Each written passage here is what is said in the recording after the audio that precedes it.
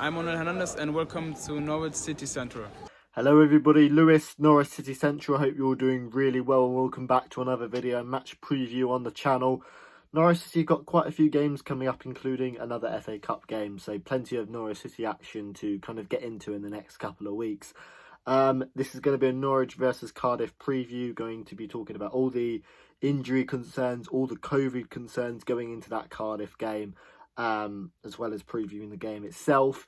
But let's start with some transfer news. We all love a good transfer news. Of course, earlier on in the January transfer window, it was dominated by the possibility of Emi Buendia going to Arsenal. A lot of transfer links for him, but Norwich City have kind of put their foot down and said that unless Arsenal pay us a ridiculous amount of money, probably in the region of 35-40 million pounds, then you're not getting the man. Arsenal were prepared to put in a 15 million pound bid, but that valuation is way off. So it looks like Emi Buendia is going to stay, which is incredible because Emi Buendia is the best player in the Championship. I think he's scored 6-7 goals with 6-7 assists. He's been fantastic this season and been the standout player for Norwich and in the Championship. But incoming, some very exciting news. Norwich City are set to sign Demetrios Giannoulis, I think it is, a left back from Greece. I'll do a separate video about this when we do sign him. It is understood that he is having his medical on the Saturday, so on the day we face Cardiff, and then will probably be announced on the Sunday. So that's really exciting. A left back with good pedigree, signing him on a loan deal. But if Norwich City get promoted, then it's similar to the Ben Gibson deal. We are going to buy him, and it's in the similar region of what we're going to pay for Ben Gibson, around £7 or £8 million. So we'll do a new video on him. That could mean maybe the end for Quintilla. We'll have to wait and see. But yeah, a player with a lot of good pedigree, someone who Napoli and Porto were interested in last season as well. So really exciting signing there. But let's talk about the game and let's talk about the Cardiff game. Of course, before that, Norwich City were really good in the FA Cup, 2-0 win over Coventry, a really good win, and Dan Barden as well was the standout man in that game. So Norwich City are going to go into this Cardiff game with a lot of confidence, coming off the back of a Championship win, coming off the back of an FA Cup win.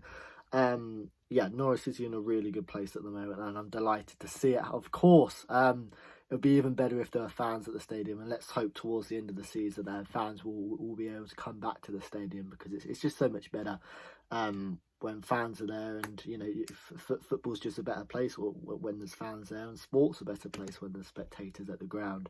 As I said, I didn't do a match review for the Coventry FA Cup game, but Dan Barden was absolutely superb. And will be in goal for this game. In terms of the injury news and the COVID news, I think you kind of need a separate bulletin for the injury and the COVID news with the amount of COVID cases coming from the Premier League and the Championship. This is how it is at the moment for Norwich. Tim Krul and Adam Eder had a positive COVID case a couple of weeks ago now. I think it was the game before the FA Cup game against Coventry. So Tim Krul and Adam Eder are still currently isolating and will probably be back next week if they make a full recovery. And there's been 2 more COVID cases at Norwich, and they are for Mumba and Javi Quintilla. Really sad to see Javi Quintilla is going to be missing the game because he's someone who obviously he's been out for injury for a long time. The same for Mumba. They've been out for injury for a long time, and it would have been nice to see them trying to get back in the side. But wish them all the best with their recovery. And yeah, that's how it is with Quintilla and Mumba out. In terms of some other illnesses as well, Lucas Rupp's been out. He should be back very soon. Josh Martin's still ill, so he can't play. Marcus Sheeperman is also out as well. And Norwich City got 2 more other players who are out as well. These are through injuries. Christoph Zimmerman's got a muscle strain. He should be back for the Wednesday midweek game, and the same for Kieran Dell, should be back. So that's the bulletin. Norwich City have got about 10 players out for this game. It wouldn't be Norwich City without all these players being out. But yeah, Mumba, Javi Quintilla, Tim Krul, Adam Eder, all out with COVID, and then Lucas Rupp, Josh Martin, Marcus Sheeperman, Christoph Zimmerman, and there's so many players, I've missed the list, and Kieran Dowell as well. So lots of injuries, but let's hope Norwich City can come and win this game. Norwich did actually play Cardiff last month in December, so we had a relatively recent encounter with them, and Emi Buendia was brilliant that day. Cardiff looked very dangerous with set pieces, but we defended them well that day, and we had great quality. Buendia scored.